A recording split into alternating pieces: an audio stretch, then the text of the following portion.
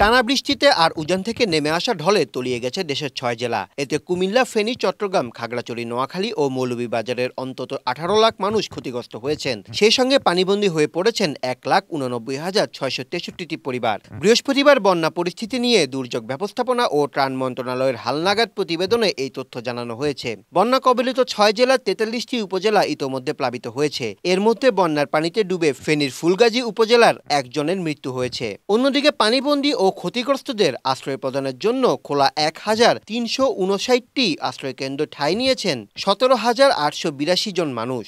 দুর্যোগ ব্যবস্থাপনা ও ত্রাণ মন্ত্রণালয় জানান, আবহাওয়া সংস্থাসমূহের তথ্য অনুযায়ী আগামী ৪৮ ঘণ্টা দেশের উত্তর পূর্বাঞ্চল ও তৎসংলগ্ন উজানে মাঝারি থেকে ভারী বৃষ্টিপাতের পূর্বাভাস রয়েছে। পাশাপাশি বর্তমানে দেশের উত্তর পূর্বাঞ্চল ও পূর্বাঞ্চলের প্রধান নদীসমূহে পানি সমতল বৃদ্ধি পাচ্ছে।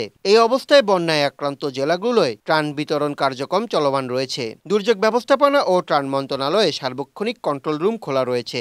এই ক্ষেত্রে তথ্য ও সহযোগিতার জন্য 02-05-55-10-111-5 নাম্বারে যোগাযোগের অনুরোধ করা হয়েছে।